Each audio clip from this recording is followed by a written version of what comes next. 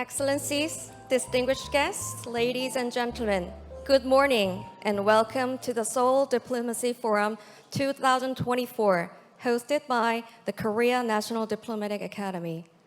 My name is Kim Lea with KNDA, and it is my great honor of having you for this meaningful gathering. So thank you very much for your attendance. Ahead of the upcoming US presidential election in November, the Seoul Diplomacy Forum 2024 will begin under the theme of continuity and change in the US-led international order. First of all, I would like to invite His Excellency Chancellor Choi Hyung-chan of the Korea National Diplomatic Academy for his opening remarks. Ladies and gentlemen, please welcome His Excellency Chancellor Choi with a big round of applause.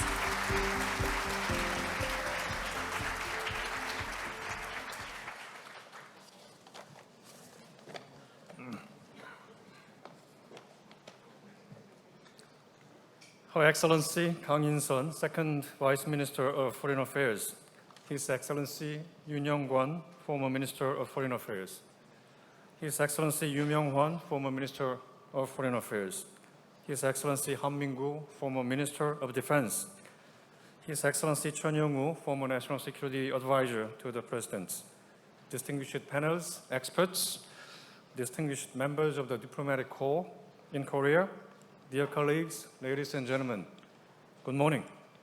안녕하십니까?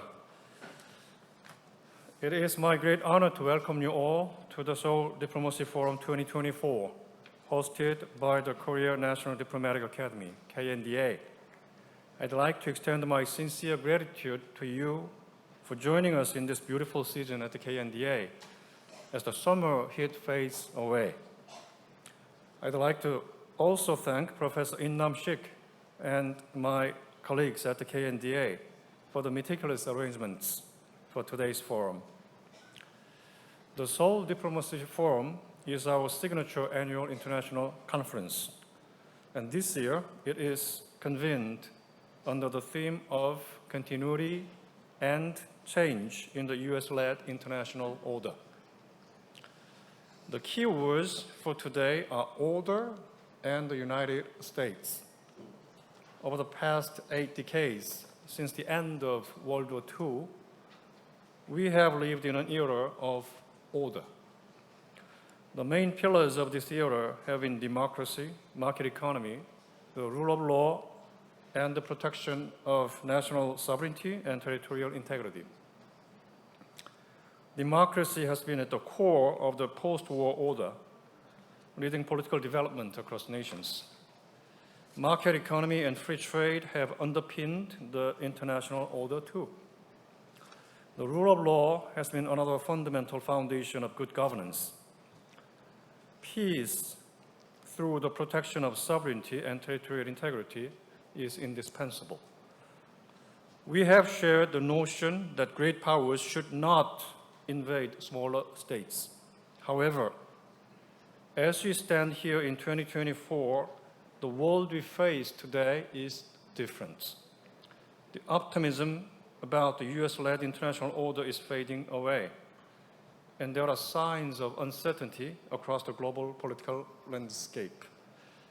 The spread of democracy has stalled, but authoritarian regimes are showing a surprising resilience. What is even more concerning is the emergence of regressive tendencies in strongholds of democracy. In the economic domain, the once glorious era of free trade is giving way to protectionism and reshoring. For decades, respecting territorial integrity was a near universal norm. But for the first time since World War II, Europe has once again become a battlefield. The war in Ukraine shows the erosion of the principle of territorial integrity, a cornerstone of international relations since World War II. The forces that have upheld democracy, free trade, and territorial integrity are now being tested as never before. Many of these forces have been led by the US. the US-led efforts to build the liberal international order.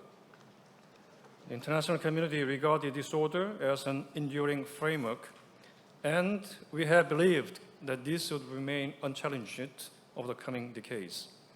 Professor Francis Fukuyama even hailed the end of history, and he praised the triumph of liberal democracy and market economy.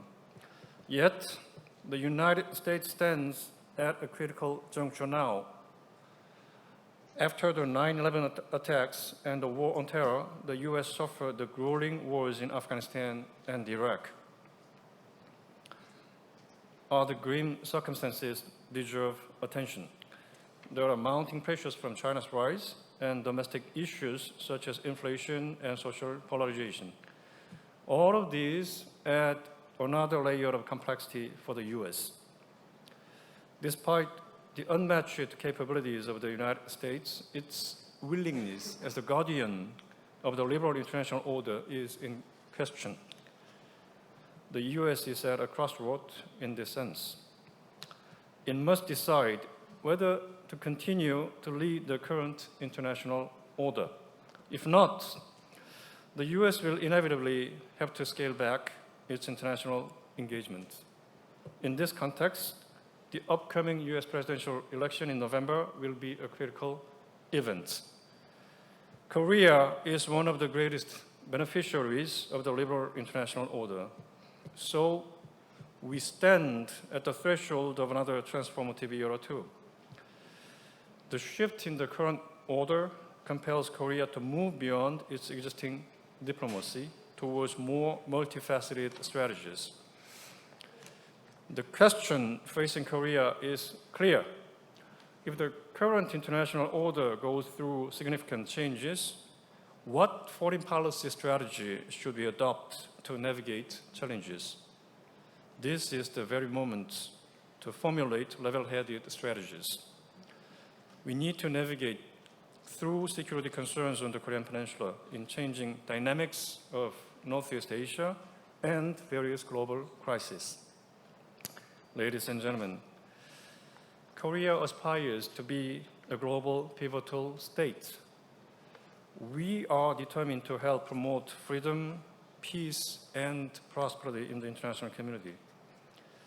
This aspiration has driven our government to strengthen cooperation with like-minded countries. The ROK US-Japan Trilateral Summit at Camp David August last year was the highlight of the united efforts to advance trilateral cooperation. The heads of state pledged to join hands across a broad range of issues. The shared priorities include the threat of North Korea's nuclear weapons and missile development programs, the Indo-Pacific strategy, looming economic security concerns, emerging technologies, and development cooperation. In addition, Korea also seeks to enhance exchanges and cooperation with China, India, and the Global South. The prelude to change in the US-led international order presents formidable challenges to Korea's diplomacy. Against this backdrop, we have arranged today's gathering to discuss the future of the US-led international order and its consequences. We are honored to be in the company of distinguished scholars from home and abroad, and eminent former high-ranking government officials whose insights are indispensable. We look forward to sharing your wisdom and experiences to better map out the future of Korea's diplomacy. On this note, Session 1 will delve into the ongoing shift in the US-led international order. Distinguished participants will examine how this shift is perceived by the US, China, Japan, India, and Korea. Session 2 aims to discuss the critical issues of geopolitics and security. Our distinguished panels and moderator will explore ways to expand Korea-US-Japan trilateral cooperation in commemoration of the first anniversary of the Camp David Trilateral Summit. Session 3 will focus on geoeconomics and economic diplomacy. Distinguished panels and moderator will discuss detailed ways to address economic security concerns. I hope that today's forum provides valuable insights that will enable our diplomacy to navigate its own way through global multiple crises and lead our efforts to become a global pivotal state. Thank you very much. Thank you very much, Your Excellency, for your kind remarks. Now, Her Excellency Kang In-sun, Second Vice Minister of Foreign Affairs of the Republic of Korea, will deliver her keynote speech. Ladies and gentlemen, please give Her Excellency Kang a warm welcome with a big round of applause.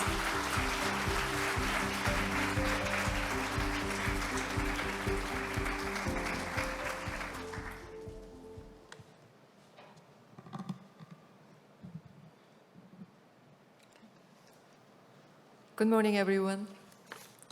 I'm very pleased to be here and say a few words at this Seoul Diplomacy Forum.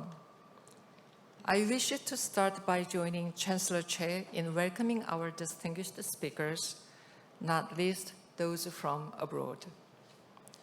The presence of leading thinkers, not just from the US, Japan, and China, but also from India, is especially apt. Indeed, no discussion of international order in the Indo-Pacific would be complete without factoring in the role of India. Even a few years ago, the question of international order would have been viewed as too abstract a topic for policymakers. It was rather seen as a topic best left for academic discussions. But today, academics and policymakers alike are grappling with this issue like never before. The fact that former foreign and defense ministers and a national security advisor will be joining this discussion later today speaks volumes. The trajectory of the US-led international order is likely to affect all countries and all governments in real and palpable ways, not least US allies, including the Republic of Korea. After all, Korea has undoubtedly been one of the prime beneficiaries of rule-based international order that was shaped under US leadership after the Second World War. Korea exists as we know it today because there were countries that came to our aid to repel North Korea's invasion in 1950. They did so not because their national interests were at stake, but because they believed in the importance of upholding the UN Charter, which outlawed aggression. Korea would not be the economically prosperous nation it is today were it not for a rule-based multilateral trading system conducive to Korea's export-driven growth model. Today, countries across the globe are condemning North Korea's nuclear and missile provocations that threaten South Korea. They do so because North Korea's actions flagrantly violate multiple UN Security Council resolutions. One can only guess how history might have unfolded if the most powerful country in the world had acted narrowly in its own self-interest rather than out of a broader sense of leadership and responsibility. As Professor Hal Brands put it, what would become of the world if the United States become a no more great power? But it takes more than preeminent power alone to uphold the rules-based international order. Others to step up. Other nations must also shoulder responsibilities commensurate with their status and strengths. Some nations have been punching above their weight and some below. In the early decades following the Korean War, South Korea's weight in global affairs was admittedly marginal. It therefore mattered little whether Seoul was punching above or below its weight. But today, Korea is among the 12 largest economies in the world and a vibrant democracy. It has more Fortune 500 companies than several G7 countries. Korean semiconductors are the lifeline on which countless modern technologies run. Korean defense products help make democracies around the world more secure.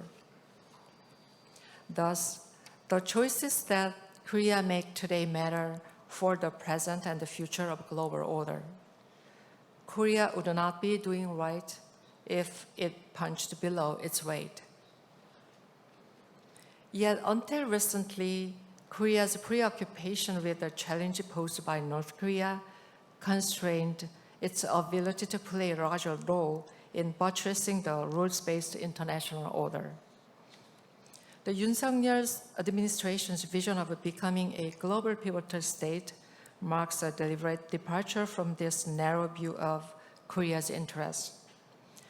Korea now seeks to actively harness its growing strengths in the service of freedom, peace, and prosperity around the world. Unlike in the past, Korea consciously sees its own interests as being better served by an international order that is free of coercion and free of unilateral changes to the status quo by force. Korea's Indo-Pacific strategy lays out a roadmap for doing what it can to strengthen that order. The Yoon administration has been making 3 core lines of efforts. First, we are strengthening our network of ties with like-minded partners. Building on the momentum of the Camp David Summit, we are taking trilateral Korea-US-Japan cooperation to new heights across all domains. The afternoon session on this topic will offer a timely opportunity to take stock of the progress made. Enhancing coordination among the IP4 countries, Korea, Japan, Australia, and New Zealand, and advancing our collaboration with NATO and with the G7 are also important priorities. We are keen to hold unilateral dialogues that include India, a special strategic partner with shared values. As Indian Foreign Minister Jai Shankar stated in a speech here at the Korean National Diplomatic Academy in March, the Korea-India partnership can emerge as a significant factor in the Indo-Pacific. Could not agree more. We are also expanding the circle of countries with whom we have 2+2 foreign and defense ministerial meetings. In addition to the United States and Australia, we will be having 2+2 meetings with United Kingdom and Canada. Last month, Germany became the 18th member of the United Nations Command, demonstrating its commitment to contributing more actively to peace and stability on the Korean Peninsula. It goes without saying that Korea also attaches huge importance to strategically managing our relationship with China. As can be seen with the Korea-Japan-China Summit meeting in May, trilateral Korea-Japan-China talks also help stabilize our bilateral relationship with China. We also see great strategic merit in making sure that our 2+2 dialogue with China continues unimpeded. Second, Korea is strengthening its partnership with the Global South. Korea does not have a history of colonial rule, which makes the countries of the Global South even more receptive to cooperating with Korea. Last year, Korea held first Korea Pacific Island Summit. This year, we held the first ever Korea Africa Summit, and we will be elevating our relations with ASEAN to a comprehensive strategic partnership next month. Next year, we plan to host the first ever Korea's Central Asia Summit. It is not often that one sees a country holding such summits with different global South groupings across different regions. Such networks allow both sides to advance our shared interest and also contribute to enhancing Korea's economic security. Third, Korea is demonstrating leadership in shaping the rules of the game in future domains where Korea holds a comparative advantage, such as AI and cybersecurity. In May, we hosted the AI Seoul Summit and Global Forum, advancing discussions on AI governance in the non-military domain. Next week, we will host a high-level conference where a blueprint for action on the responsible use of AI in the military domain will be put forward. In March, leveraging our experience with the democratization, we organized the third Summit for Democracy. A global partnership to protect democracy from digital threats has been strengthened as a result. To sum up, Korea is building a dense and multi-layered network of partnerships with like-minded, advanced nations and the Global South, and helping to shape the rules of the road for the future. Korea's extensive global diplomatic networks can serve as a force multiplier for making the rules-based international order more resilient in the face of huge uncertainties. Deepening partnerships with Korea will therefore help make other like-minded groups such as the G7 stronger. On that note, let me close by expressing my best wishes for a fruitful and insightful forum. Thank you. Thank you very much, Your Excellency, for your thought.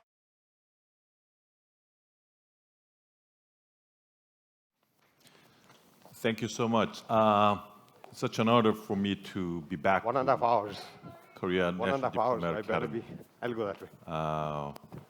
in which I was working for about 16 years. And I'm back as a moderator. I'm very honored. And I thank you for coming here, and I thank Chancellor Choi and all the VIPs that participated here. I think the Professor Halbrand is participating online. And I think the session of the topic of the sessions is changes in power dynamics and U.S. responses, U.S.-China competition, and the rise of the global South. The main theme of this session is to think about what would happen on the U.S.-led liberal international order that have persisted for many years after Second World War and during the Cold War era, and even after the end of Cold War. We have lived within the norms and rules of U.S.-led liberal international order. I think there are several features that we can think about liberal international order. First, the GDP of the United States have been tremendous before. During the Cold War period was almost 45%, and by which the U.S. proposed and provided unilateral support to many countries, to Europe by land lease and to allies like Japan and South Korea, and even to China to cope with the Soviet Union together. But it is now decreasing. I don't think the U.S. has full capacity as before to provide public goods to international community now. Second, feature, I think, is that U.S. is not capable of handling 2 or 3 simultaneous war at the same time. The U.S. defense strategy began to change. And I think that from the Obama period, it was only limited to handle one global war at the same time. Third feature, I think, is that now it seems like the global international order, international community is now facing the nuclear era. I think the John Mearsheimer, a professor at the University of Chicago, we have a Professor Wooseon who has written his PhD thesis under Professor Mearsheimer. He has written a very famous article, I think right after the end of Cold War, titled "Why We Will Soon Miss the Cold War." He was worrying about the nuclear era that will happen as the Cold War ended. Of course, it didn't come out very soon, but now I think, I think it was Trump period that the U.S. began to change its nuclear strategy to develop more on the non-strategic nuclear weapon system because of Russia's development of non-strategic nuclear weapons. And it came out as a fact and reality. Vladimir Putin, spoke that he can use nuclear weapons at the war in Ukraine. And afterwards, international community began to feel threatened by the possible use of nuclear weapons.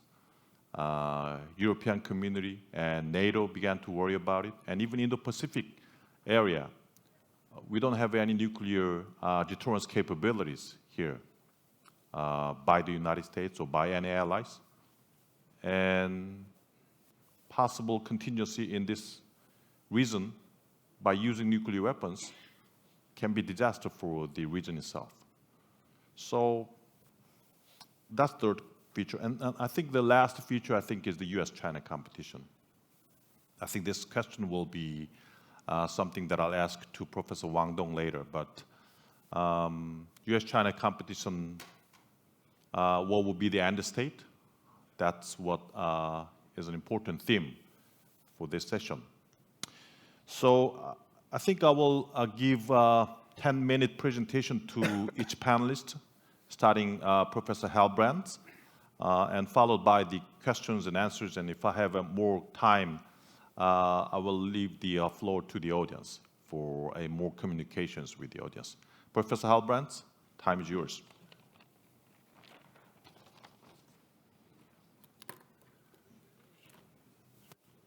I cannot hear you. I'm sorry. Can you hear me now? Can you volume up a little bit? My volume is up It's good. pretty high. Can you hear me now? Yes. Okay, great. Well, thank you very much for having me, and I wish I could be there in person with you and the other panelists with whom I admire so much.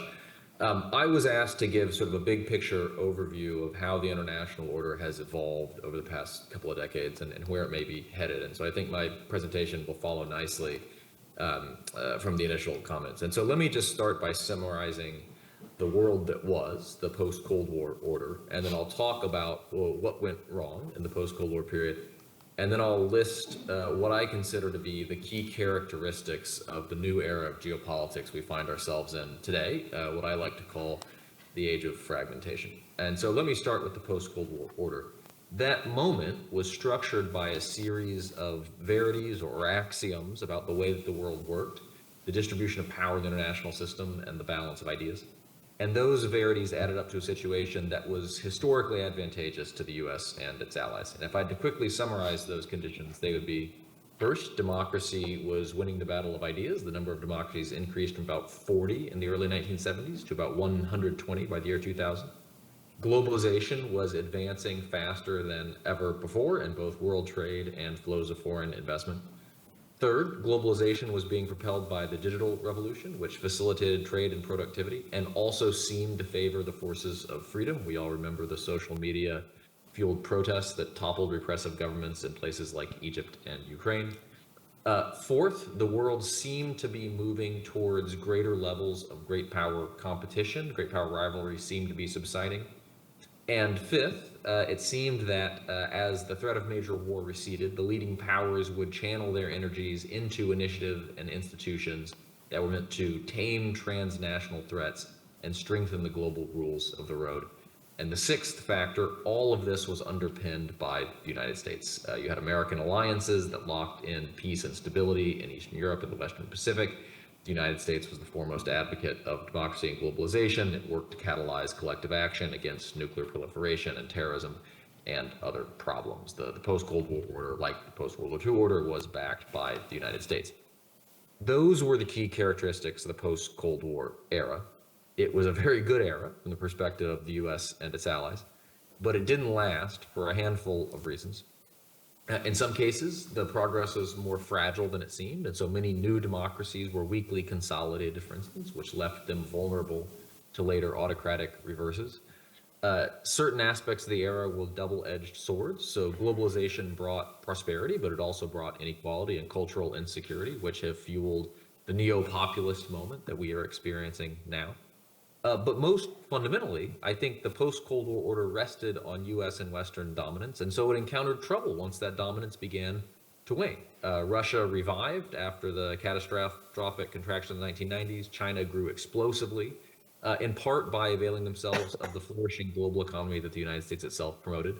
Meanwhile, the US and too many of its allies were neglecting their military budgets because they had grown too comfortable in the climate of American hegemony. And so over time, countries that disliked a system that was rooted in liberal values and US leadership could grow more aggressive in their challenges. And you saw that with Russia in places like Georgia and Ukraine from 2008 onward. You saw that from China in the South China Sea and other areas from about 2009 onward. And you've seen it with Iran as well.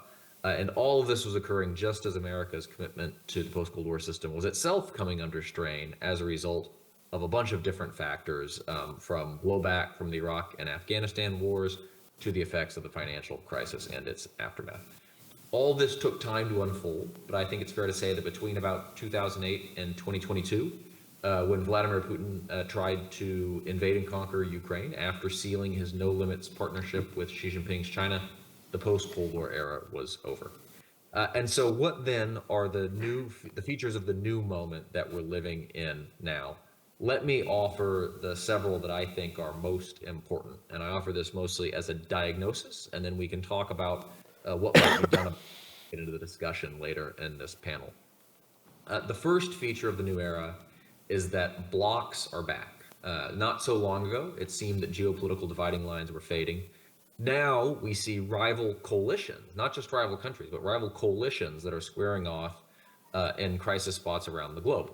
If you look at Ukraine, you have a cohort of Eurasian autocracies, North Korea, Iran, and China, that are aiding Russia's effort to shatter the norm of non-aggression because that norm constrains all of them. And they are confronting a group of advanced democracies from North America, from Europe, from the Indo-Pacific that support Ukraine because they support a larger international system that has served them well. Now, these alignments are not all-encompassing. As we will hear more about, many countries in the global south are seeking to play both sides or simply maintain their independence in a more fragmented world. But these alignments are certainly hardening as international tensions rise. And so we've seen that a Russia that is increasingly alienated from the West is tripling down on its ties to its fellow revisionists, as we saw from Putin's recent alliance with Pyongyang. The U.S., for its part, is strengthening, expanding, and trying to interlink its alliances on both sides of Eurasia. And so the resulting confrontations often spill across regional boundaries. And just to give one example of this, since 2022, the U.S. has pushed allies in Europe and Asia to try to choke off the supply of advanced semiconductor manufacturing equipment to China, which is an illustration of how geopolitical divisions are now reshaping economic and technological ties. Second, the battle of ideas is on again. Russia and China clearly do not agree with the notion that there is sort of the irresistible triumph of democracy that we are experiencing. They are trying to rewire international norms and international organizations to make autocracies more secure. They believe that their illiberal systems can produce greater discipline, greater effort, and greater strength than the democracies. And increasingly, they are coercing and destabilizing states that stand in their way. Russia is, I think, the primary actor here. It has used disinformation, cyber attacks, and sabotage against democracies on both sides of the Atlantic. But we increasingly see Beijing now employing an array of weapons, from friendly media outlets to cyber attacks to economic sanctions, to try to stifle criticism and sow discord in Taiwan and other liberal societies. Third, the fight for techno-primacy is raging again. About a generation ago, the US technological lead was simply commanding. Things just aren't so lopsided anymore. China has made huge strides in cyber weapons and hypersonic missiles. It is investing massively in artificial intelligence, quantum computing, and other technologies of the fourth industrial revolution. Really, throughout history, geopolitical competitions have been technological competitions. And so if China is able to dominate key emerging technologies, it may dominate this era as well. Which means that industrial policy is here to stay, because geopolitical rivals are going to invest in and throw up protective barriers around strategic sectors like advanced computing or clean energy. It also means that economic warfare is going to become more commonplace, as both the US and China use subsidies, export controls, investment curbs, and other tools to try to accelerate their own innovation and hold the other side back. Fourth, cutthroat geopolitical competition is hurting global problem solving. Transnational challenges are undoubtedly getting more severe, but geopolitical tensions have impeded US-China cooperation on issues from COVID to climate change. And in fact, today the great powers can't even necessarily collaborate on keeping vital trade routes open. The US and China once worked about 15 years ago to suppress pirates off the coast of Somalia. But now, China is cutting deals with the Houthi militants that are shooting at ships in the Red Sea and the Gulf of Aden, while Iran equips them and Russia aids them in other ways as well. And so in the years ahead, we should expect seemingly fundamental norms like freedom of navigation to become more contested, and we should expect cooperation to tackle transnational problems, whether that's climate change or the management of advanced technologies, to occur more within groups of like-minded countries, like the Group of Seven, than across geopolitical dividing lines. Fifth, amid the new Cold Wars, the tech wars, and the trade wars, the sad fact is that the shadow of real war, of hot war, has become inescapable. Ukraine is being ravaged by Europe's largest conflict in generations. The Middle East is being roiled by multiple interrelated clashes. The overall number of state versus state wars is higher than at any time in at least 50 years. And it doesn't look like that trend will turn around anytime soon. Regardless of how the war in Ukraine ends, Russia will emerge from that conflict with an experienced military, a mobilized economy, and a very strong grudge against the United States and the West.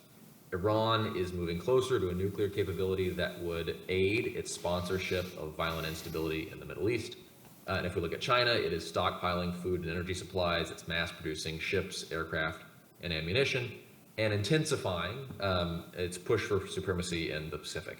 And if we look at what's happening in the news today, we can simply see that hotspots from Second Thomas Shoal to Taiwan could serve as the trigger for a really devastating Sino-American conflict.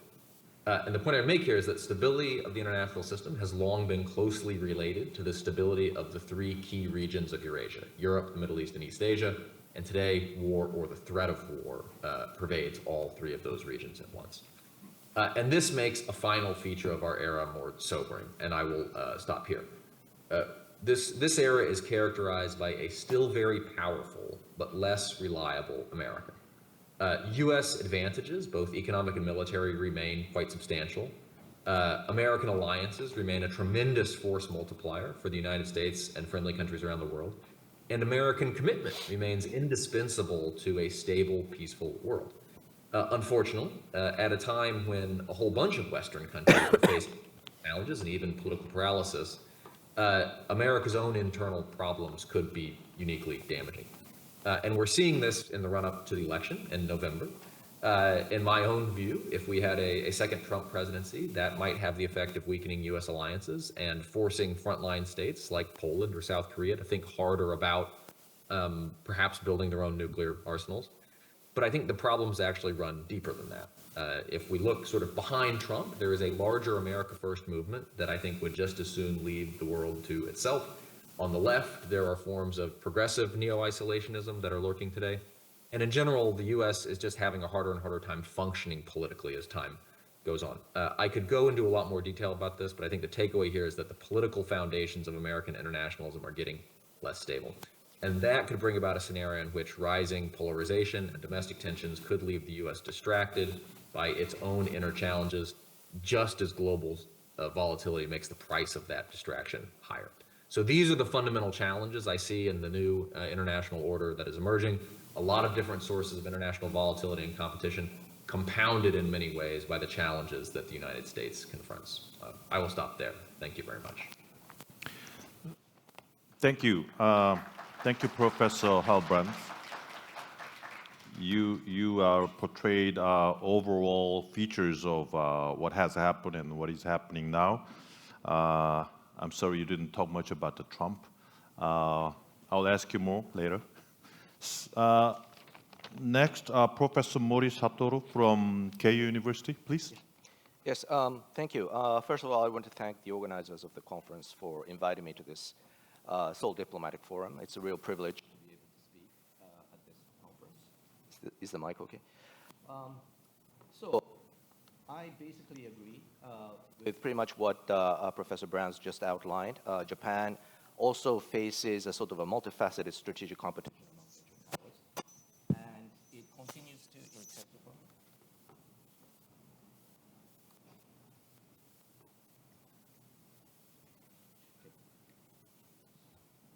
All right, so multifaceted strategic competition continues to intensify among major powers, and Japan is a part of that. And most of the trends that Professor Brands just outlined, those are trends that Japan faces. But I want to sort of focus on the last point that Professor Brands mentioned, which is the shifting U.S. role in the world, one to a sort of a post-primacy phase of U.S. foreign diplomatic engagement. And provide you with some ideas about how Japan could possibly respond to that kind of change in the U.S. role in the world. I also share Professor Brands' analysis about domestic U.S. politics. Not only there is polarization between the Republican Party and the Democratic Party, but within the Republican Party and the Democratic Party, there are factions that are more internationalist and more focused on the domestic issue. So if domestic issues are unresolved, I think the progressive wing of the Democratic Party and the conservative wing of the Republican Party will probably gain more traction. And as a result, their propositions for how to engage the world will probably come to the fore. And that is not always promising in terms of sustaining the liberal international order.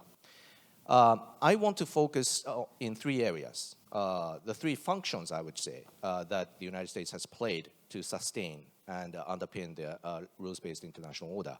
One is deterrence. Two is trade liberalization / globalization. And three is promotion of liberal values.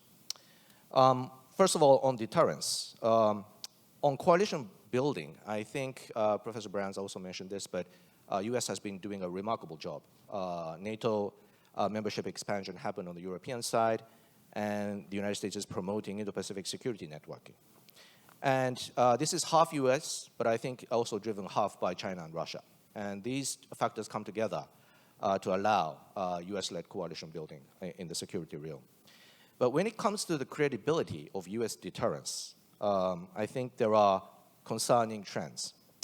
Number one is military capacity, diminishing military capacity. Many defense experts in the United States have pointed out that end strength of U.S. Army, Navy, Air Force, and Marine Corps is going to historic lows. And this, on capability terms, is not promising in terms of deterrence. Second is a three-theater defense issue. How do you allocate resources optimally in order to maximize the effects of deterrence? It's a very, very difficult issue. I think it's going to depend on what kind of leadership you have in Washington. But we can't really expect a sort of a consistent way of handling the three-theater defense issue. So that's a second concern. And thirdly, on the intention side, I think there is a pattern of escalation avoidance. I think there will be a sort of escalation management will probably continue to be a major policy and strategic issue for U.S. defense planners. And this means that if you try to manage conflicts at a lower level, frontline states will have to assume the costs of denial and persevere and endure any sort of protracted conflict. And the question is, can US allies in the Indo-Pacific withstand any sort of protracted conflict if there were to be a conflict with China? So what needs to be done? I think we are having this debate in Tokyo as well, but I think we have to shift the locus of deterrence to frontline states. This is not going to be satisfactory or effective or alternative to US deterrence or anything, but I think frontline states like Japan and maybe South Korea, Philippines, and Australia, we will have to push for more defense article transfer, defense technology transfer, and increased allied resilience so that we can withstand any sort of contingency if it occurs. And so that is one of the reasons behind Japan's defense buildup. So I'd be happy to talk about this later on. Second point on trade liberalization. I think there is almost bipartisan support for several economic sort of lines of effort on the US. One is managed trade. Second is industrialization. Third is tech transfer regulation. And fourth is supply chain realignment. And all these are already happening. And so Japan's trying to think about how to respond to this kind of trend, which is becoming bipartisan. I would list maybe four sort of courses of action, possibly be undertaken by Japan. One is to continue pushing for high standard trade using CPTPP. This is also happening already. Second is US market penetration. And this is going to become a serious issue if Mr. Trump comes into office and raises tax to 10% for all countries, right, on all goods. Countries like Japan will try to negotiate maybe tariff exemption by making different kind of diplomatic deals with the administration. And one of the strengths that Japan has is that we are number one or number two investing countries in the United States. So one possible way for Japan to argue is that US should not impose tariffs on high-ranking investing countries to the United States. So those are some of the ways that Japan will have to penetrate into a sort of protective US market. And thirdly, Japan would want to participate in the decision-making process of tech regulation. I think currently US Department of Commerce makes unilateral decisions about what technologies to restrict. But in order to make technology transfer regulation effective, it's better to involve US allies that have strong stakes in technology transfer. Right now, we are entering this phase where China is threatening economic sanctions on countries like Japan if we go along with US regulations. And this kind of situation, I think Korea would also face, but I think it's better for us to communicate with the US government before the United States government makes a decision. And lastly, fourthly, is Global South engagement. And I think Global South is a very vast concept. Many diverse set of countries are included in that concept. But I think we should see them as economic partners, opportunities for common economic growth. And the key concept, I think, would be collective resilience. I think having regional conflicts and natural disasters have disrupted supply chains. One of the aims for why we need to engage the Global South is to sort of expand a functional area cooperation, international cooperation, that would enhance the resilience of participating countries. And I think Japan is in a good position to promote this kind of resilience-based network in various areas like energy security and so forth. And third pillar, liberal values promotion. Democracy, rule of law, human rights. I don't think the United States or any other countries now have any appetite for an interventionist approach, except against US adversaries. At the same time, I think these liberal values constitute the soul of US diplomacy. So I think it's important that the United States continues to uphold these principles. Japan's approach would be two-pronged. Number one, liberal democracies, or one scholar in Japan said global West. I think we can sort of maintain societies that guarantees individual freedom and rights. And I think this will become the magnet of global talent that will be very necessary for economic growth and technological development. That would be the first leg of our approach. And secondly, I think when it comes to engaging Global South, we have to pragmatically balance between liberal values and pragmatic interests. This is a very difficult decision. I think when we talk about official development assistance, we would engage non-democratic countries and cooperate where we can, but try to avoid helping projects that may violate human rights. Those are the kind of considerations that Japan will have to take into account when engaging Global South. So to sum up, Japan's approach, I would say, would have 4 general pillars. One is high standard, multifaceted cooperation with market-based liberal democracies. This is sort of like the pursuing and upholding universal values, liberal values. And second leg would be the pragmatic engagement of the Global South based on a pluralistic approach. And the third leg would be promoting free and fair trade and effective multilateralization of tech regulation regimes. And the fourth one would assume the costs of deterrence and response, especially in the Indo-Pacific regions. So having said that, I would like to conclude by saying that the United States will continue to be our main and most important security provider.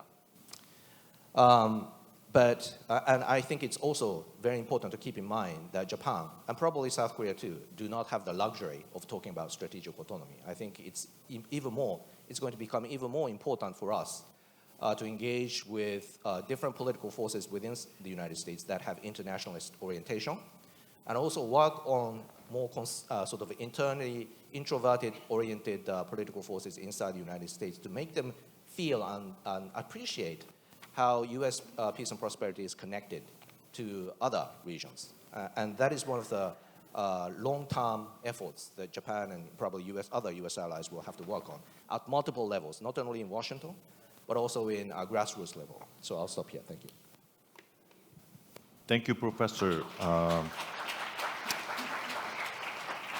think Professor Mori Satoru's perspective is pretty much towards liberal democracy-prone coalitions and the role of the United States. Professor Brands, you were kind of lukewarm in your argument, but he's very clear, maybe strategic. Professor Wang Dong, please, from Beijing University. Thank you. It is truly my distinct honor and privileged honor to participate in this year's Diplomacy Forum. Actually, before we started, Professor Nam Sink told us that we are free to say whatever we want in the opening remarks. I know what I'm going to say in the following might be a little bit provocative, and there's Professor Nam Sink might disinviting me for future events, but I still decided to say the following. I noticed that there are 2 key words for this year's forum. One is for this year's forum and also for our session as well. One is the US-led international order. Many speakers have already touched upon it. Another one is the US-China strategic competition. Sorry for being the party crusher, sort of, here, but I would like to invite all of us to really think more critically about these 2 key assumptions here. Number one, is the current international order still a US-led order, which oftentimes is also used interchangeably with liberal international order or rules sometimes called rules-based international order. In other words, can the US-led international order or liberal international order or rules-based international order accurately and sufficiently describe, explain the world we live in now? And second, can strategic competition accurately define China-US relations? So let me briefly comment on them in order. First, I believe that synonym for US-led international order or the liberal international order is not an accurate description of the post-World War II international order. If we look at history, since end of World War II, I think rather than being a singular, quote-unquote singular international order, as assumed by the narrative of the liberal international order, the post-World War II order is, in fact, I would call it a mosaic order of different layers. It includes a multilateral political order centered on the United Nations and a multilateral international financial order centered on the World Bank, the International Monetary Fund, etc., and many other layers of various different orders. So, so this idea of there is universal, singular, liberal international order since the end of World War II is a bit of a misperception, I would argue. And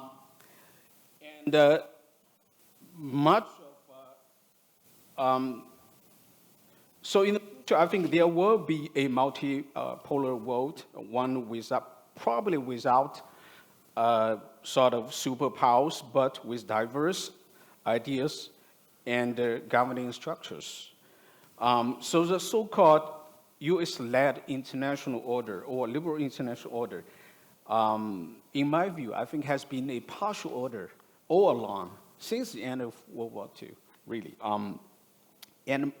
And China and much of the global South are actually not part of the US-led international order. Sometimes we sort of forget about this very big question. In other words, I think the conceptual framework of liberal international order or rules-based international order is fundamentally flawed, overly US-centric, highly ideological, largely a bit of parochial, I would say, inaccurate and insufficient to describe, understand, and analyze the world we live in. And particularly, it actually has no place for China to fit in. So from the perspective of liberal international order, China, either you become like the United States and the West, or you are a threat. So since normalization, the bipartisan consensus of engaging China, I actually label it as old engagement consensus, it comes with an implicit expectation or presumption that China will be sort of ushered into this US-led international order, and over time China will become like the United States. This is a fundamental logic that underpinning the engagement consensus in the past 40 plus years. But now, of course, in the United States, people would argue the engagement, was a failure, the engagement consensus collapsed, but I think the problem is that such an expectation, it contains an inherent, I think, fallacy here. It is really China is not, part of, and I would like to also explain when discussed with my students in class, I will use this a parable from Chinese history, going back thousands of years ago to the Spring and Warring period, which is I literally translate as trying to retrieve the lost sword by carving on the gangway of the boat. Keio CHOI, some of you might know, have read this parable before. The idea is that the gentleman, by crossing, in the middle of crossing the river, of course, he always carrying sword, accidentally dropped the sword into the river, and the passenger cried out, "Sir, you lost your sword." He said, "No worry." He brought up his knife and he carved on the gunwale. And this is the place where I dropped my sword, and I supposed to retrieve the lost sword. I would argue the American, this implicit expectation, this old engagement consensus that China will become like the United States over time, was precisely this gentleman's mark sort of engraved on the gunwale. And of course, after 40 plus years, there's no such China. And then American analysts would argue the engagement is a failure. But my argument is that that fallacy has to be corrected. And, but unfortunately, U.S. strategic analysts now, I think, community now shift from one sort of extreme to another extreme. Now they acknowledge that, well, it's impossible to change China. The Biden administration make it very clearly. But they shifted it to another extreme, which is to firmly believe that China is bent on challenging American hegemony. And therefore, the main primary strategic competitor. So therefore, hence, there's the ASEAN process, the demonization and dehumanization of China. This is what we see in the current China narrative. Really a mixture of, I would argue, fear, misperception, prejudice, self-righteousness, and even paranoia. So, and secondly, the strategic competition now become the primary framework Washington uses to conceptualize China-U.S. relations. Interestingly, Beijing has constantly refused to accept the American definition. So is China putting its head in the hand by denying the U.S.-China relationship is one of strategic competition? There's actually a debate going on back in China. Some scholars, Chinese scholars, actually argue, yes, competition is a reality.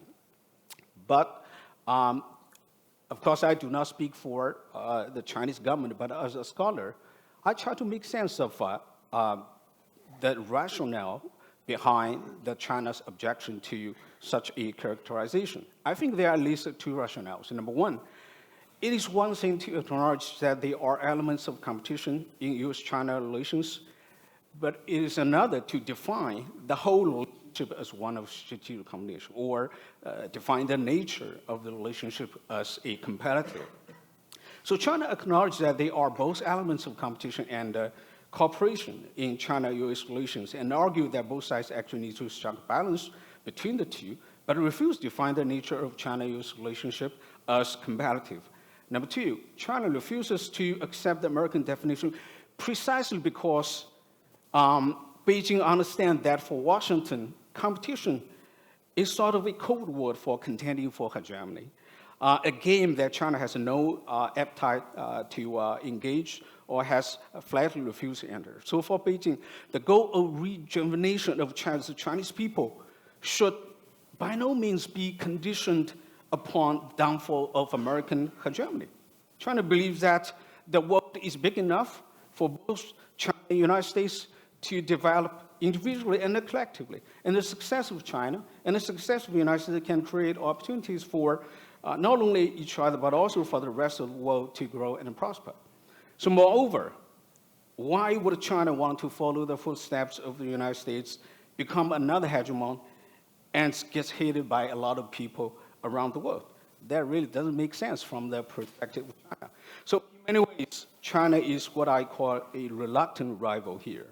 China is reluctant to enter into the game of competing for global hegemony against the United States. China is not willing to provide the conflict with the United States, nor does it seek hegemony. On the contrary, China very much wanted the China-U.S. relations to stabilize and improve. Nevertheless, China, of course, will do whatever it took to defend its sovereignty, security, and rights of development. Lastly, in conclusion, let me say that I believe a new Cold War between China and the United States is not inevitable. We must carefully consider how to reverse the downward spiral in China-U.S. relations, avoid falling into the scissors trap, and ultimately preventing a new Cold War. All right. I'll be down very quickly. So in the next, I think, 10 to 20 years or even longer, will be a period where a new equilibrium in China-U.S. relations be restored. It might not be a very smooth process. Could be a lot of conflict, a lot of antagonism going on. But still, I think what I argue that a new engagement consensus based on mutual respect and reciprocity between China and the United States should be built on. And this new engagement consensus will require both countries to abandon the zero-sum mentality and instead view power as a positive sum game. I believe that the competition between China and the United States should not focus on contending for primacy or dominating the international system. Rather, the real competition should be about how each side can become a better self. And I believe that when the United States and China do that, the whole world actually will benefit. I think it will stop here. Thank you. Thank you, Professor. Professor Wang Dong clearly provided, what Professor himself thinks about the current liberal international order or more objective rule-based international order. We'll see what happens, but I'll ask a question later on. Professor Happymon Jacob from Nehru University. Yes. Thank you, Chair.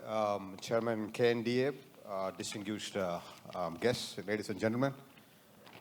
It's an honor and a privilege to be present here to share my views on the international order. But I must say that I'm a little worried that I'm finding a lot of common ground here with my Chinese friend for my own good. But let's see how that goes. My presentation has 3 parts, and I'll try and sort of find that up in the next 10 to 12 minutes. I will first highlight the problems of the US-led world order. Then I'll come to an Indian perspective on the world order, or international order, as it were. And then finally, I will sort of pose a conceptual question about world orders. Is the dream of a single world order long gone? If so, what are its implications? But let me sort of start with some of the challenges or problems in the US-led world order.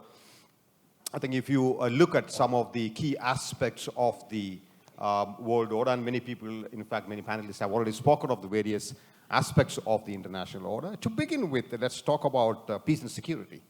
The United Nations Security Council, which many in India believe is the family picture of the victors of the Second World War plus China, has been unable to provide peace and security to the international system, as it were. It has become dysfunctional. The case of Russia-Ukraine or Israel-Palestine will show you that is precisely the problem. If you look at the nuclear order, which is also part of peace and security, you will see that non-proliferation treaty review conferences have become a joke in many ways. Disarmament efforts have failed. CD, Conference on Disarmament, is dysfunctional. FMCT has not taken off. Nuclear security summits have not been held after, of course, 2016. IAEA has monetary issues to sort of do its own work. If you look at the financial institutions, they simply do not reflect the changing global economic scenario. You just look at the shareholding pattern in the IMF or in the World Bank, and you will realize what I'm talking about. What about the legal structures that sort of underlie the international order?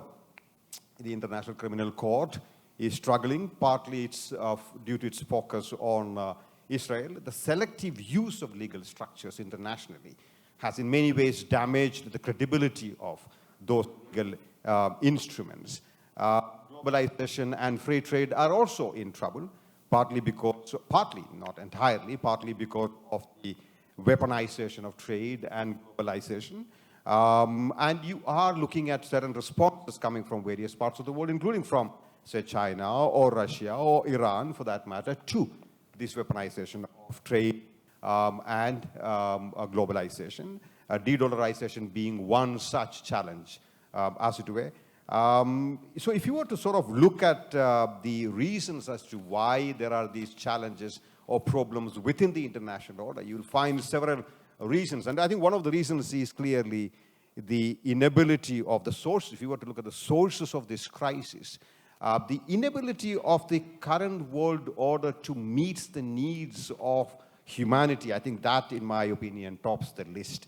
The current world order is unable to take care of its traditional or fulfill its traditional roles, let alone meet the needs of a dramatically changing world, as it were. You're also looking at, and several panelists have pointed this out, the challenges posed by the end of US unipolarity and the general retrenchment of the United States and the isolationist tendencies within the United States. You're also looking at the rise of competing powers and their desire to have more stakes in the global order. The inability of the post-war institutions to deliver public goods. So if you don't have the ability to deliver public goods, other alternatives will come to the fore, as they have been. I'll mention some of them as I go on. The world is dramatically different from 1945. And yet the institutions have not kept pace with the changes in that reality. The inadequate representation, I think, is one of the key problems for the current crisis in the world order. As I said earlier, the current the institutional setup does not really reflect the current realities on the ground. So when people say internationally that the international order is in trouble, many countries in the global south, including in India, would ask, whose international order? So when I get asked, or when a lot of Indians get asked this question, are Indians concerned about the creeping instability in the international order? Our answer tends to be, no, sir, that is a first world problem, not really something that we lose sleep over. So, I mean, we look at the world not as the international order, not as international, and not as orderly enough. And I think there are two competing sort of views regarding the crisis. One view is that state actions have led to this crisis, which is, you know, countries like Russia or China or Iran and other countries, including India, you know, when India tested its nuclear weapons in 1998, have created this crisis. That's one way of looking at it. The other way of looking at it is that there is a systemic decay. Now, depending on which answer you choose, your solutions to creating a better world order will depend on the choice of your answer. Let me very quickly also talk to you about the Indian perspective on the world order. If you look at India historically, India has looked at the current world order as unequal, discriminatory, and unrepresentative. But, and I'll come to that but in a second. During the Cold War years, India was an outlier in many ways and was a critique of the global order. It was involved deeply with the non-aligned movement, G77, and used a language of revisionism, if you will. Today, that language of revisionism is changing. There is a fundamental change in India's view of the international order. I think that is a product of the mainstreaming that has happened of India into the international order. There is a transition from being a critique to a stakeholder that happened in the 2000s. There is a desire to be a stakeholder and seek reform in the global order rather than being a revisionist. So India prefers reform and representation in the current US-led world order as opposed to upending the current world order. India also prefers a multipolar world. You know, India prefers a multipolar world and therefore supports minilaterals such as the BRICS, the Quad, the Shanghai Cooperation Organization, and other platforms like the Global South. Now, if you ask me why does India like the Global South, I think it is, multipolarity. That is because India's chances of being a pole are higher in a multipolar world than in a bipolar or in a unipolar world. So, keeping that in mind, I think Indians would also say that there are strategic benefits to global instability. Instability is usually seen as a bad thing. But if you are outside, if you are an outlier state, not a key part of the current world order, for you the instability in the world order it may not necessarily be all that bad. So decay in the current world order is not something that we deeply dislike because we think that could potentially occasion the cause for reform in the international system. If there is a consensus among the big boys in the room, it's the smaller ones that tend to get outlined. If there is a problem among the big boys, the other ones also tend to get looked at and sort of listened to, etc. I think all of this sort of leads to me to a larger question about our conceptualization of world orders themselves. The international order is in transition. But what are we really transitioning into? Is that going to be a multipolar order? Is that going to be a bipolar order led by the United States and China? Is it going to be a loose multipolar order? Or is it going to be something else? You know, a lot of discussions and literature has focused on this, but not on the idea of the order itself. I think there is a need to look at and challenge our own conceptual and historical understanding of what constitutes an order. And I'll sort of finish that in exactly 1.5 minutes. I think there are several fundamental limitations to how we conceptualize an order. Much of our thinking about order historically has been conditioned by two factors. Factor number one, the Eurocentric world order, right? Be it the Holy See, Rome, the concept of Europe, post-war I League of Nations, post-war II United Nations system, Cold War bipolarity, or post-Cold War US unipolar moment. All these conceptions in our mind of the world order left out large chunks of humanity outside its sort of ambit, as it were. So secondly, I think the second limitation really is that these historical examples of what constitutes an order gave us a more or less hierarchical, single, and unified view of world orders, excuse me.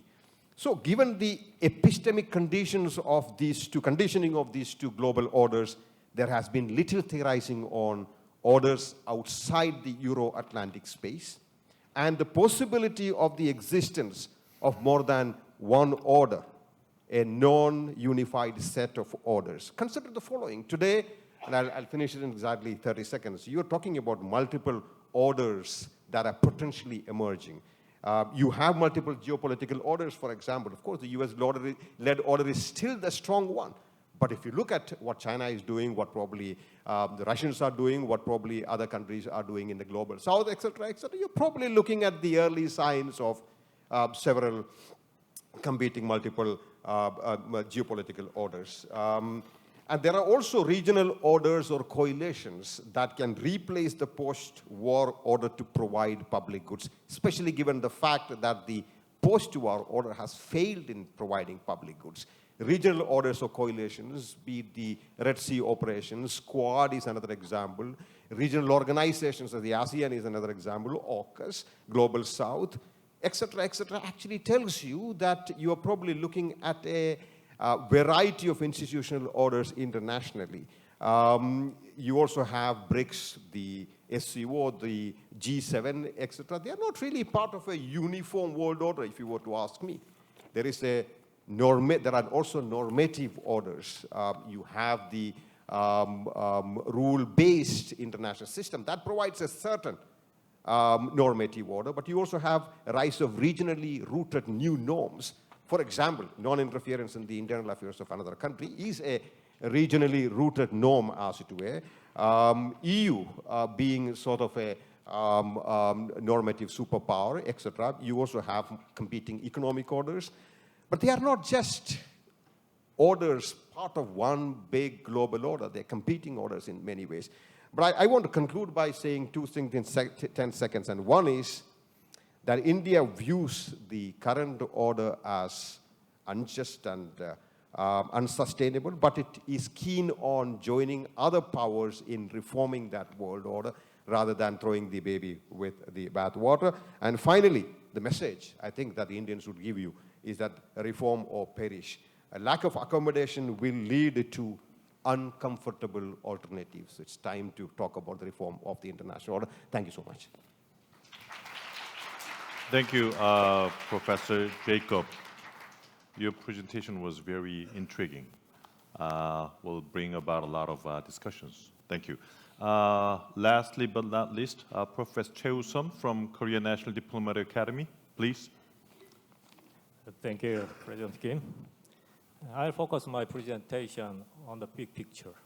I'll assess the current and future power structure of the international system and US-China relations. there have been important changes in the distribution of power within the international system, mainly because of the rise of China. Still, I think that the United States remains as a sole superpower.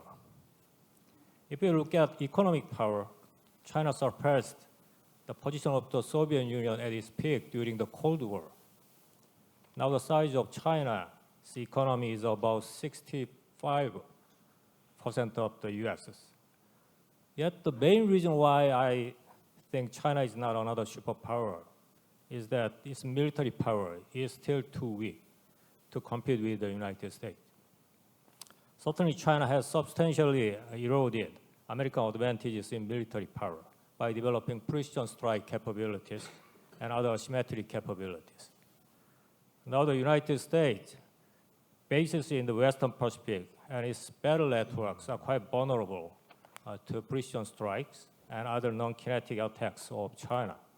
The American air superiority is not considered as given. China also began to challenge the US naval dominance.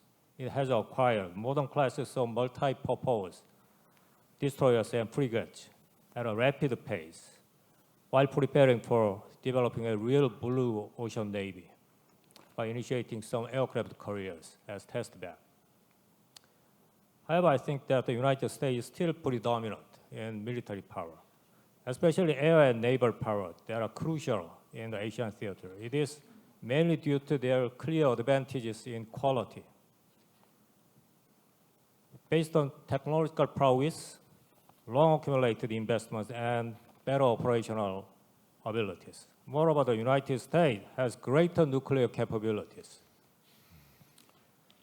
Changing power relations have driven the changes in US-China relations. The United States and China entered into an honest power competition from 2017 when the Trump administration initiated a balancing strategy.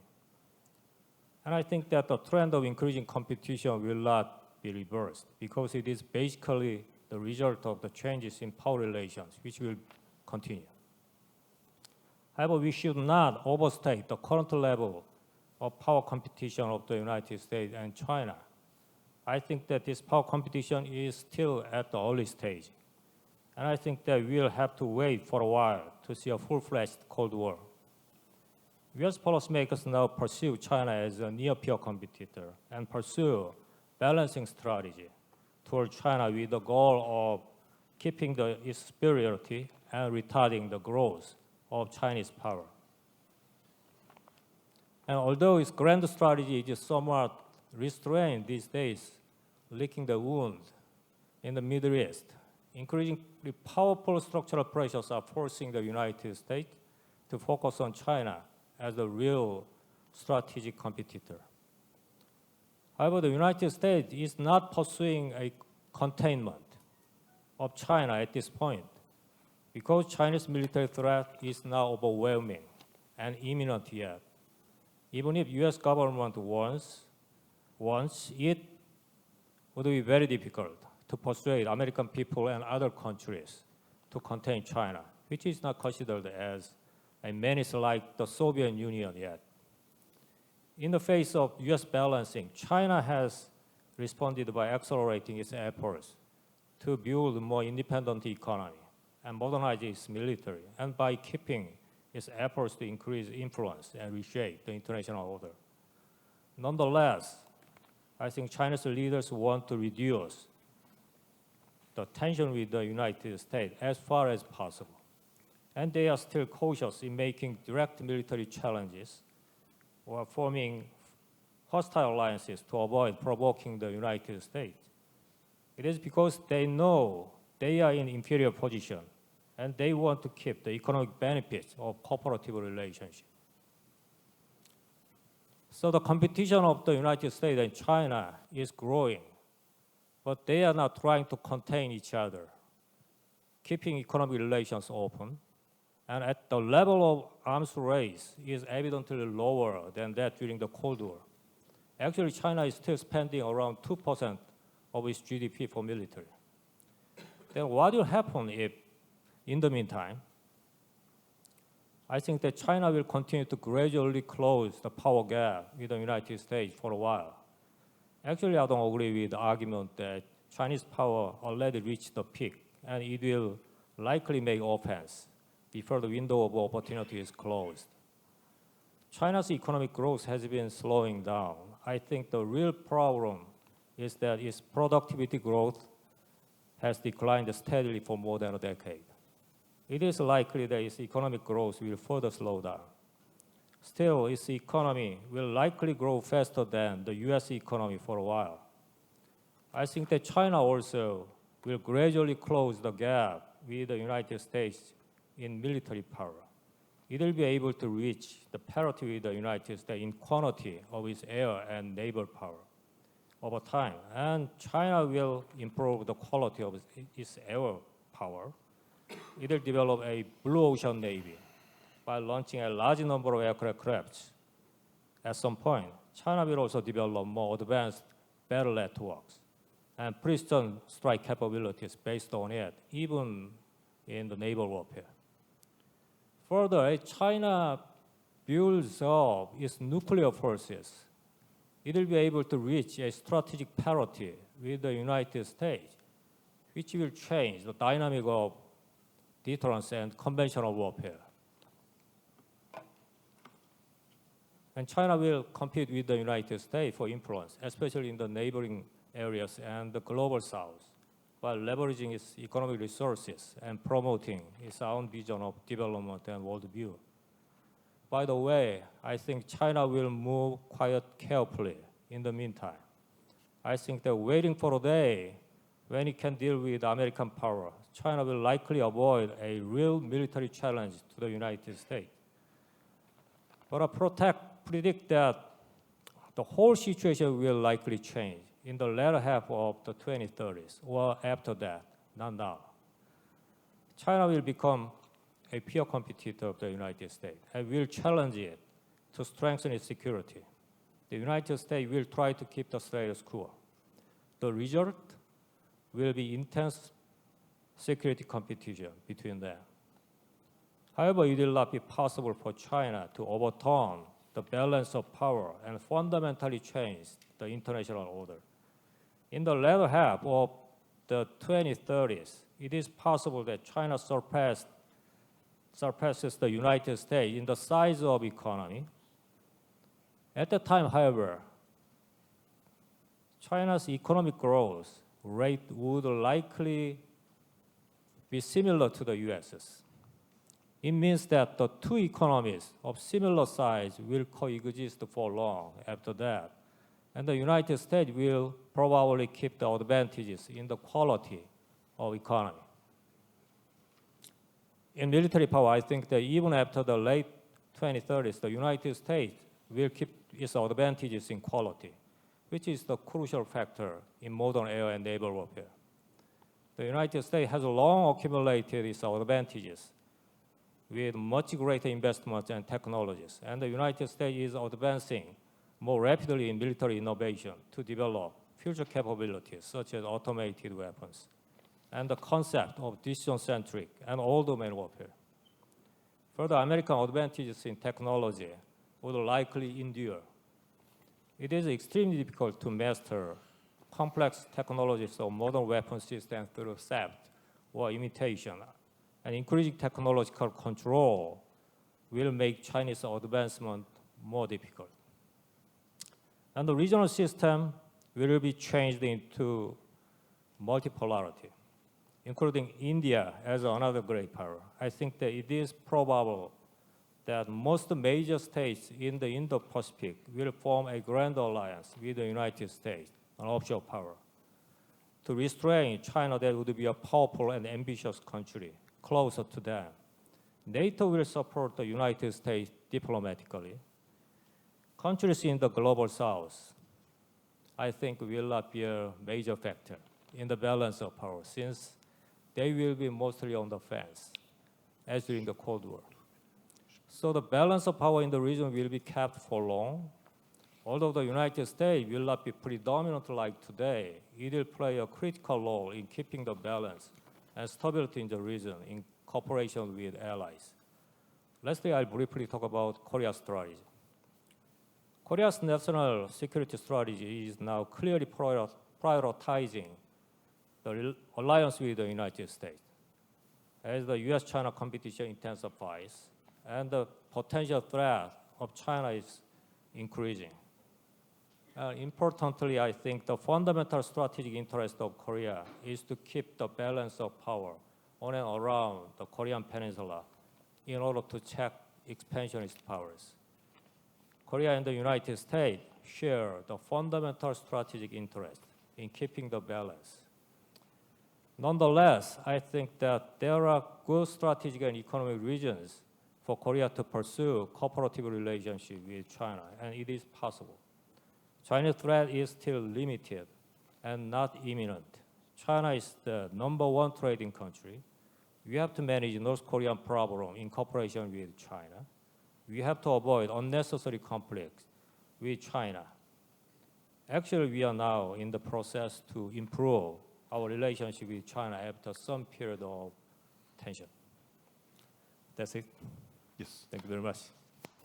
Thank you. Thank you. Was wonderful presentations. I will ask one question to each panelist. Now, in reverse order, starting from Professor Wooseon, and the last, I will ask questions to Professor Halbrands. I know Washington DC is very late night, so sorry about that. The question I'm going to ask to Professor Choi is that I think your presentation gave a lot of concerns about South Korea's strategic positions between US and China. This government proclaimed that the South Korea to be global pivotal state. There are a lot of global conflicts, like in Ukraine and Middle East. So what do you think would be the South Korea's positions and strategy towards those conflicts? Thank you. Please answer within 2 minutes. 2 minutes, okay.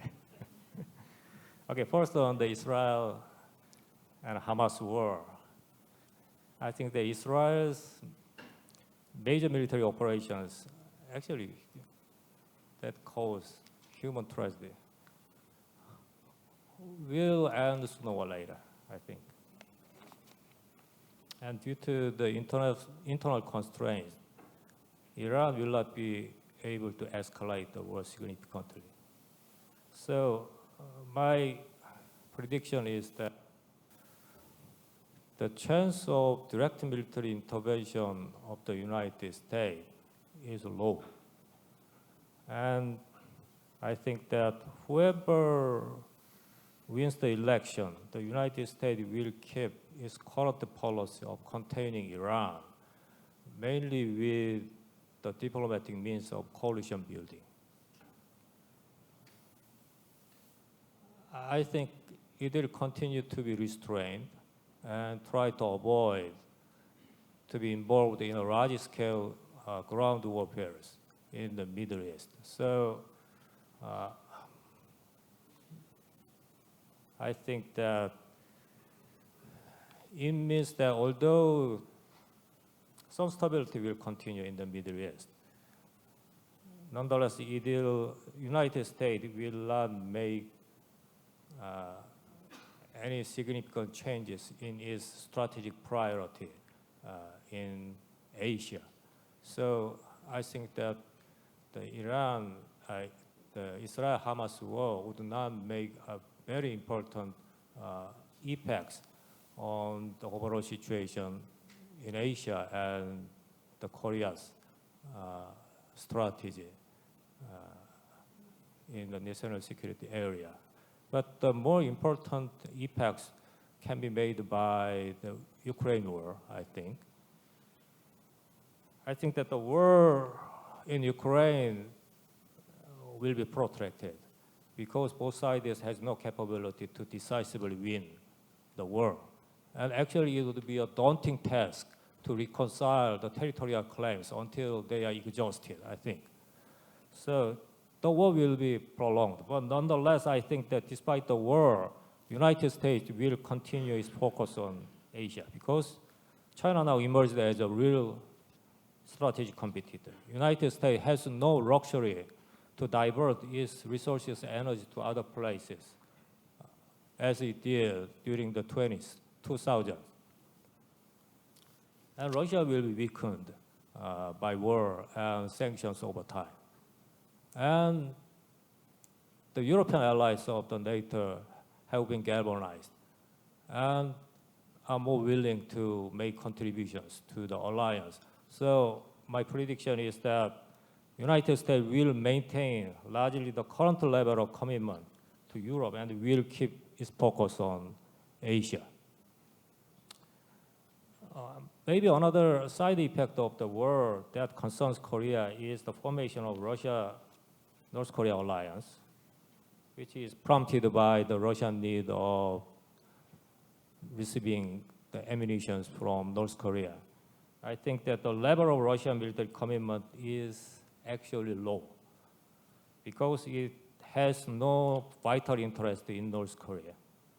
And it will become more uncertain after the Ukraine war. But the greatest concern of Korea and probably the greatest risk involved in this war is the possibility of the transfer of Russian military technologies to North Korea, including nuclear weapons-related technologies. Korea has been warning against that possibility in cooperation with the international society. And Korea has provided Ukraine with humanitarian assistance and non-lethal weapons so far. Now Korean government is keeping the option of provision of lethal weapons to Ukraine open, linking it with the transfer of the core technologies. I think actually the development of second strike capability of North Korea would increase the chance of its use of nuclear weapons against Korea in crisis because it might possibly miscalculate. It can deter the U.S. intervention. So I think that China and Russia don't like to take that risk. We have warned it, and we need to talk with them about the risk of the transfer of the nuclear weapons technology privately. Thank you. Next question to Professor Jacob. You denied many times the current international order. I hope this doesn't make Professor Hell angry. But this may be chaotic situations. If this current international order is not maintained, would this be an opportunity for India or challenge to India? Because I don't think any other countries, India or China, is capable of replacing the United States. We don't know what's going to be the next international order replacing the current international order. So what do you think? Thank you, Professor Kim. 2 minutes. Question. Let me sort of tell you what I understand by an order. I think order in my mind is a set of commonly accepted norms, institutions, forms of behavior, do's and don'ts that can provide stability in the international system. That's what we mean by an order. Then I'm afraid we are looking at the breakdown of such norms, institutions, do's and don'ts, commonly accepted behavior, etc. You're looking at a dysfunctionality, as I said, in the global order. You're looking at great power disagreement over the very foundations of what I just defined as I understand as a global order. There is a desire to promote alternative institutions, norms, and visions on how the world should be run.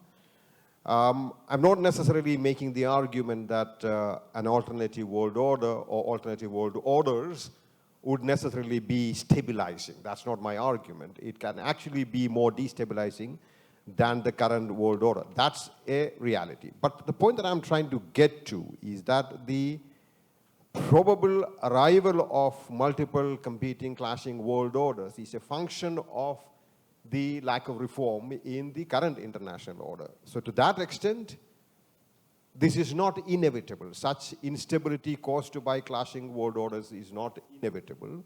There is still time to reimagine a more, let's say, equitable world order. And I'm not making a socialist argument here. My argument is not that, all nations on planet Earth are at the end of the day going to sit together and create an egalitarian world order. It doesn't happen that way, right? I think the world order must at least reflect real politics, if not socialism.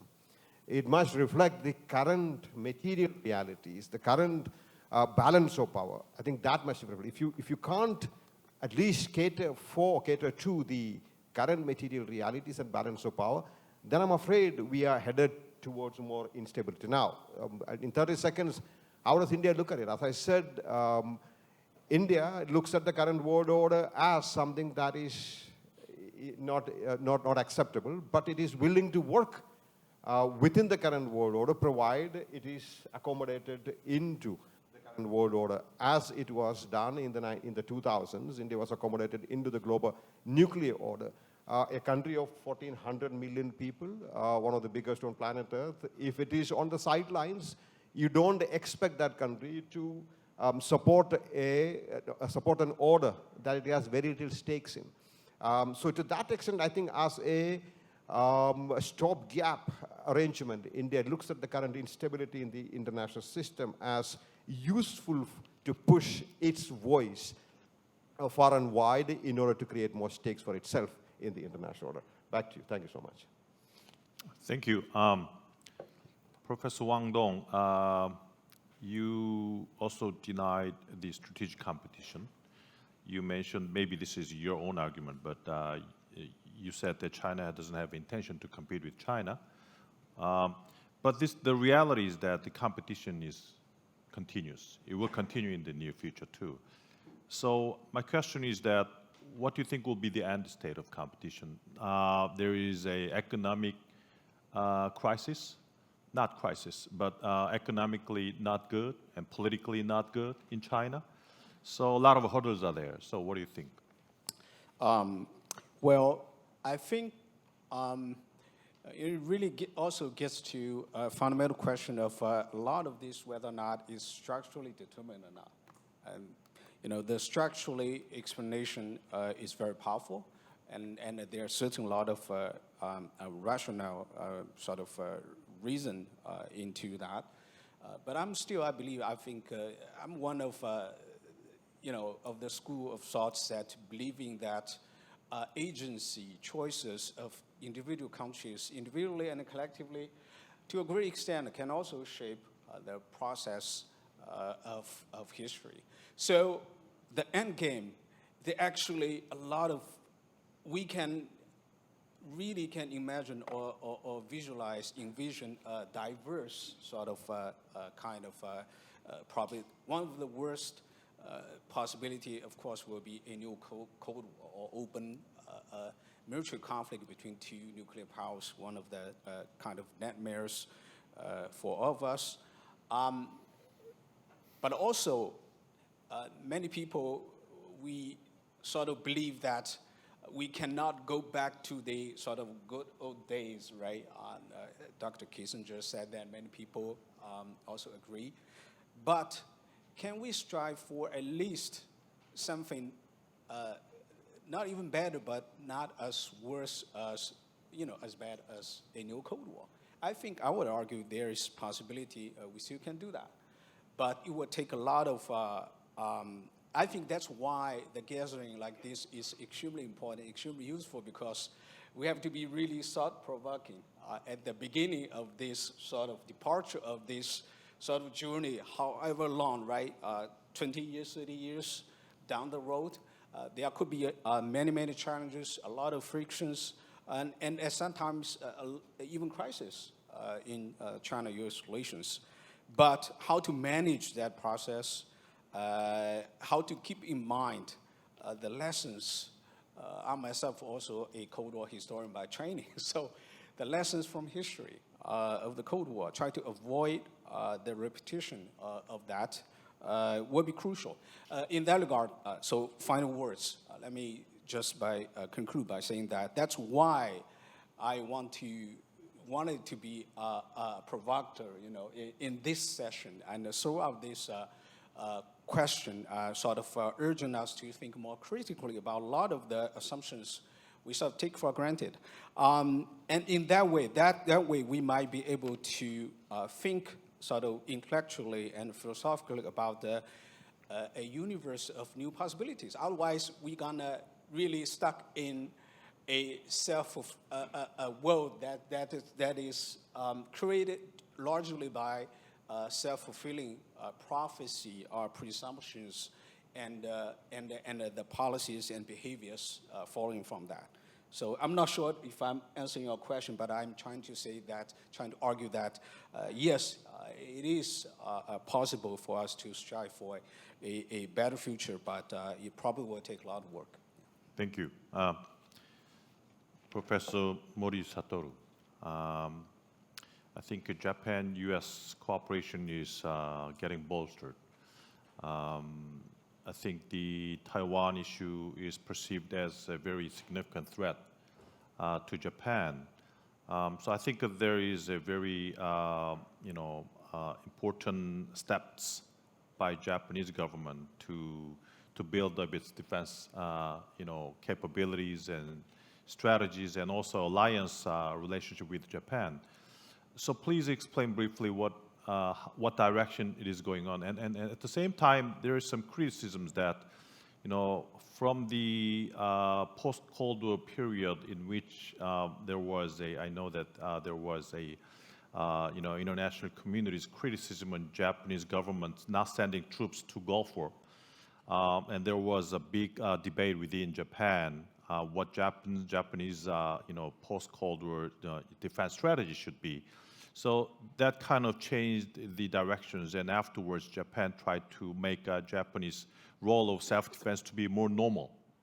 So nowadays, some concern is that the current move of Japanese defense postures and strategies kind of hinges upon a kind of achieving and culminating real and substantial Japan's position towards a normal statehood. So two questions. Yes, thank you very much for the question. This Japan's defense build-up strategically is about Japan becoming a regional security provider, going beyond territorial defense. And number two, this is Japan's effort to work together with the United States to underscore the significance of the norm of peaceful resolution of disputes. The logic is, from a defense policy standpoint, traditionally, when it came to the defense of Japan, there was a division of labor between the United States and Japan. We had a defensive strategy, but there was a defensive operation and offensive operation. Defensive operation was assumed by Japan's Self-Defense Force, and offensive operation was assumed by the U.S. Armed Forces, U.S. forces in Japan. We called it the American spear and the Japanese shield. And now Japan is picking up more of the capabilities, roles, missions, and capabilities on the offensive side, starting with counter-strike capabilities and active cyber defense. And as a result of that, Japan is headed toward defending its own territory on its own. And by doing that, US forces that were previously assigned to defend Japan will be freed up. And they will be able to focus more on the defense of Taiwan. And so at the end of 10 years, that is where Japan is headed. Japan wants to be able to defend its own and thereby allow US forces to concentrate on the defense of Taiwan. And I think there are many challenges ahead, but that's the basic strategic thinking behind Japan's current efforts to do that. We're enhancing command and control, US force posture, and not only with the United States, I think we're also developing ties with Australia and Philippines, which will become very, very critical in terms of deterring China. But the mid to long-term goal is to send a signal to China that arms buildup will be met with multinational balancing. Not only within the region, but we'll have partners like countries like UK, and also European partners will be helping us, probably on the intelligence side, cyber side, space domains. And so that is the kind of the long-term message. And we want to sort of pitch the message to China that arms buildup is not the way to go. It's better to engage in arms control negotiations. But I don't expect that to happen anytime soon, particularly before the Taiwan issue is resolved. But I think it's necessary to keep that in mind when we try to justify why we are doing this. This is not merely for raising tension, but to sort of stabilize the situation. I'll stop there. Thanks. Thank you. Finally, Professor Hall-Brands, you heard all the session discussions and presentations. I just want to know what you think about the future international order, future of liberal international order. What you're thinking and what you think will be scenario-best development afterwards from now on. I mean, we have general elections. And if you prefer to maintain the current US-based liberal international order, what kinds of policies or strategies do you think the US needs to pursue? I guess I would say that my view is that the liberal international order, the US-led international order, whatever one wants to call it, is, it's full of hypocrisies, it's full of problems, it's full of injustices and outrages, except compared to any other order that the world has known in the past few centuries, and except for, frankly, any other order that it's possible to envision emerging based on a post-American distribution of power. And so, I'm less concerned with the fact that the United States needs to lead the international order simply than that the conditions that have prevailed over the last 80 years need to be perpetuated. There needs to be a continuation of the fact that there be no great power war, no global depressions of the sort that we saw in the 1930s. Democracy should still be the predominant form of government. I would like to see human rights broadly respected. I would like to see strong norms against territorial conquest and annexation and so on and so forth. And what does that require?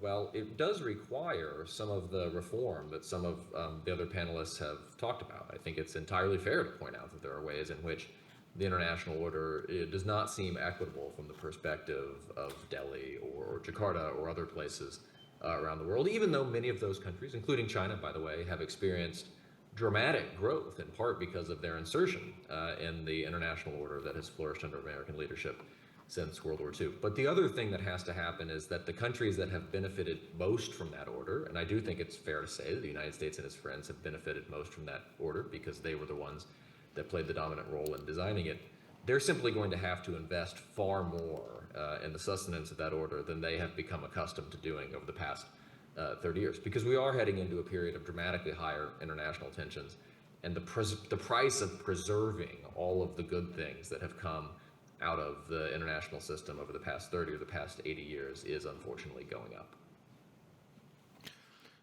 Thank you. I wanted to give the floor some chances for questions, but we ran out of time.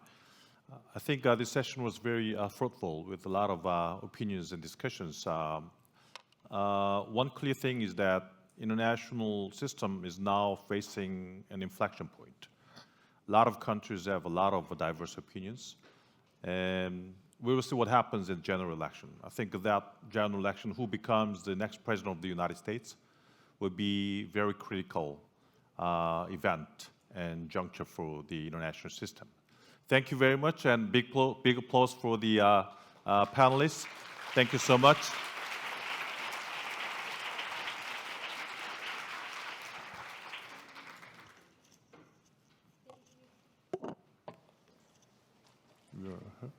Thank you, President Kim and professors, for your fruitful discussions. Now it is time to conclude session 1, and the Seoul Diplomacy Forum 2024 will resume at 1:30. Please come back to the Grand Hall by 1:20 for another round of stimulating discussions. Thank you very much, ladies and gentlemen.